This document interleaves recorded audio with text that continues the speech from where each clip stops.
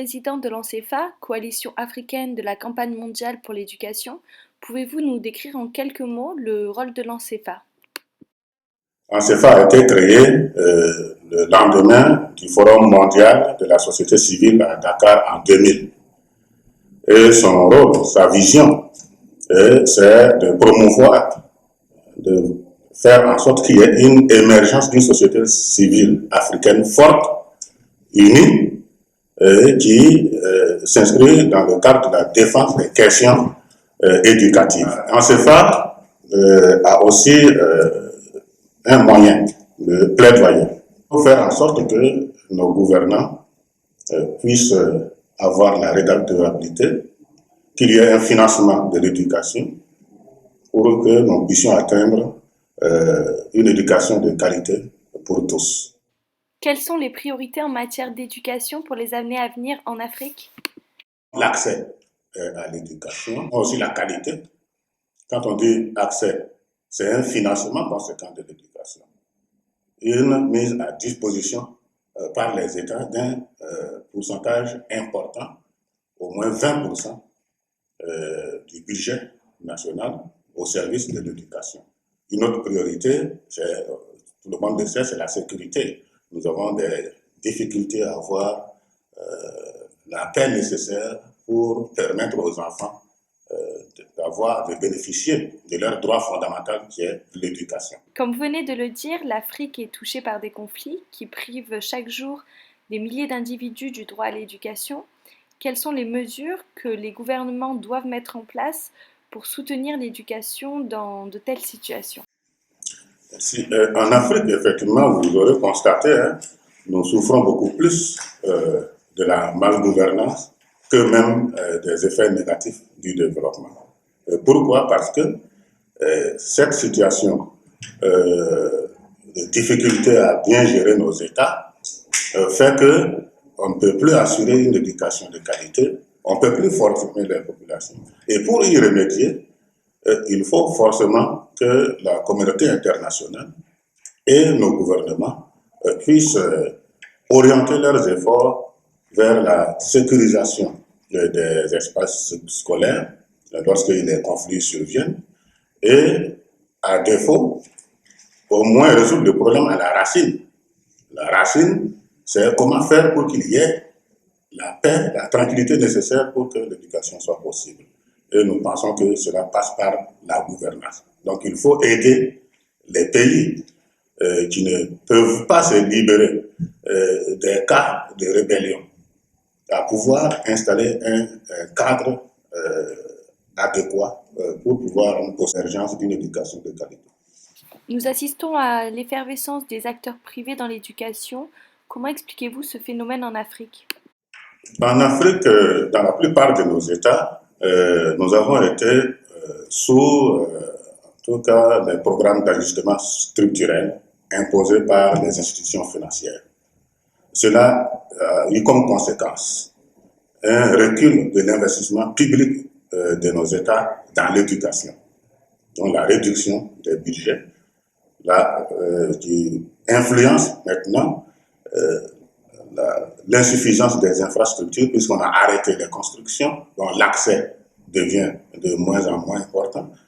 Il y a eu le contingentement du recrutement des enseignants et leur formation, les années de formation ont baissé, et une sorte d'abandon justement des couches les plus défavorisées à elles-mêmes.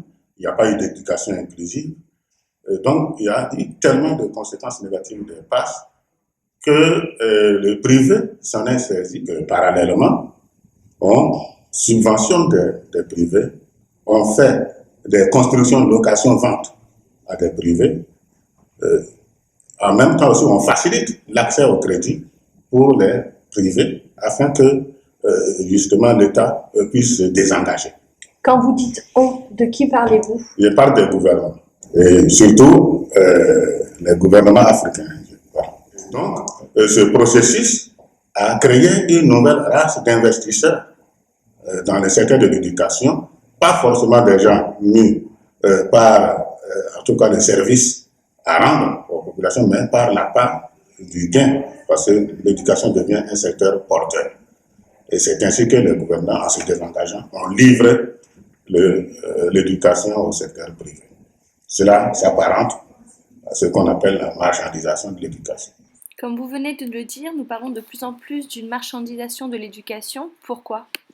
Si l'État se désengage et on voit que le secteur de l'éducation est un secteur porteur, eh bien, ceux qui ont l'argent ou encore des possibilités de pouvoir créer des écoles, ils le font pour sa rentabilité. Le terme approprié, c'est marchandisation, l'éducation comme une marchandise. Les conséquences de cela, c'est que finalement, il n'y a plus de suivi de programme. On ne sait plus quel type d'enseignants, par exemple, on emploie dans ces écoles. Quel est le type d'homme que l'on forme? Est-ce que nous aboutissons finalement à la formation des citoyens ou simplement à un autre type de formation qui aboutit à un désordre dans la société où on ne connaît plus même l'autorité de l'État. Face à cette tendance à la privatisation de l'éducation, quelle est votre préoccupation principale?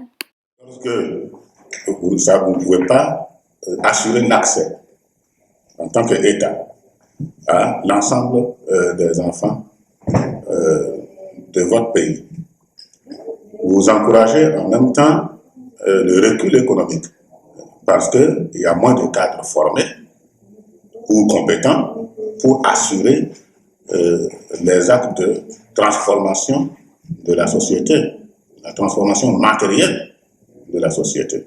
On régresse économiquement et en ce qui concerne nos pays d'Afrique, la plupart de nos pays sont dans une économie de type rural. Et donc, c'est persister dans l'économie de type rural et être incapable de s'adapter à la nouvelle dynamique mondiale de développement des connaissances et des technologies, et donc être définitivement mis hors jeu par rapport à la marche du monde en termes de développement. C'est ce qu'il faut éviter et s'engager véritablement dans l'investissement dans une éducation de qualité pour tous. Quelle est la responsabilité des gouvernements en tant que garant d'une éducation publique et gratuite face à cette situation?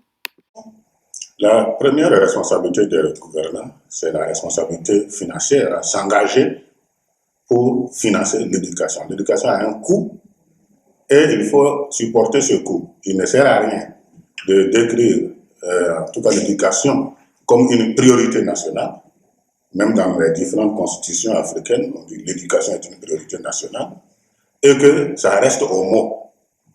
Il faut aller au-delà des mots et aller effectivement la main à la pâte dans le financement effectif du coût de l'éducation, parce que c'est un secteur social, il ne faut pas chercher la rentabilité avec le secteur social, puisque c'est un cadre de formation des citoyens de demain, c'est un cadre d'humanisation, de création de valeurs, et les valeurs sont vitales pour toute société humaine.